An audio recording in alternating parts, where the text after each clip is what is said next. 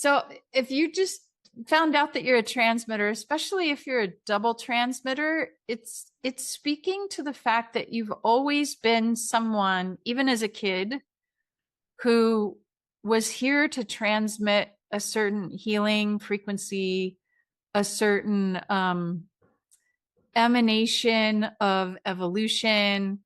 And it's so ineffable, it's so invisible that it can be really frustrating because people around you don't know how to value that. People around you don't realize that's what you're doing. All they know is that they want to sit next to you, they want to pick your brain, they want to hang out with you, and they don't expect to pay you for any of that because your gift is so ineffable. It's so intangible. It's felt, not seen. It's not tracked. It's not measured. And yet it's so very real. The other thing to really know about being a transmitter is that you're deeply sensitive. If you can imagine yourself as like a refined copper transmission tower, like with very fine copper threads, like very, very sensitive. So if the wind blows, it vibrates you. And if you're not, fed right or rested well, or if you're under a lot of environmental stress, it diminishes your transmission and it can tweak the transmission. So when a transmitter is actually in a really bad mood, for example, then they're transmitting a reaction to that bad mood that also affects people sometimes more strongly than other types would.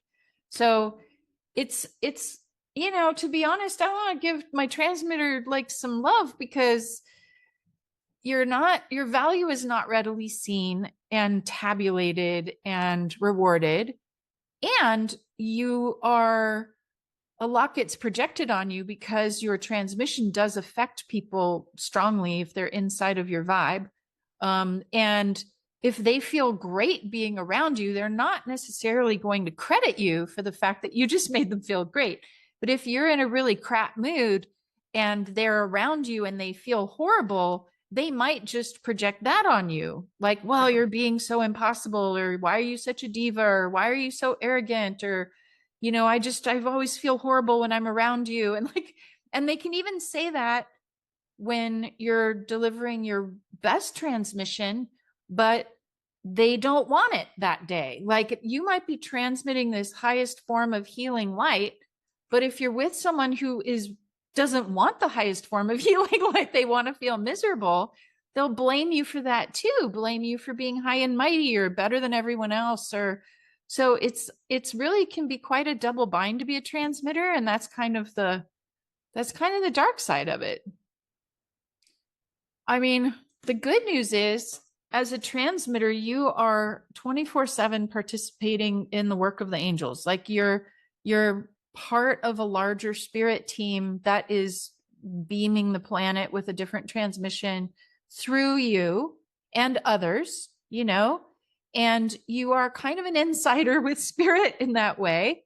And you probably have always felt that intrinsically, that you're some kind of an insider with spirit, that you're bringing something special.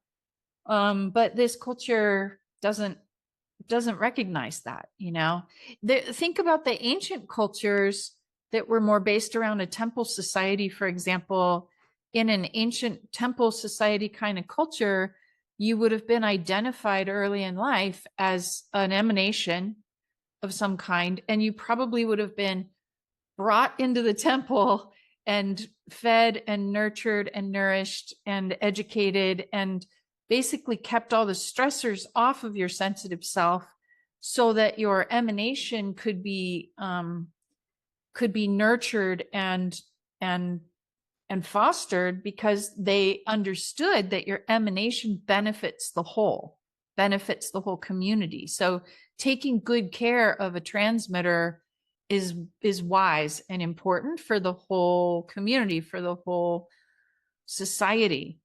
But we don't do that because we forgot, and we don't recognize that, that our transmitters are the ones who actually just through their emanation could heal a lot on the planet if we just treated them well. So I mean, that's why I created my little business mentorship program just for transmitters, is because transmitters, have a harder time finding like a specialty, a niche, a reason, and a system to become resourced and rewarded and well taken care of. They have to create their own temple that takes care of them and honors their gift. They have to create their own messaging that makes sense of their value by putting words to this ineffable transmission that they have. It's challenging. It's freaking challenging, but a lot of ancient wisdom traditions also knew that that if you get enough of the transmitters transmitting and you take good care of them, everything else gets a lot easier, because the ineffable evolutionary energies that flow from them can do their thing and everyone can feel great. Like the emanation of the transmitters, say, protected inside of that temple, can heal the whole community, can protect the whole community, can call in more fertility in the land, can affect even surrounding areas. And that's more important than anything.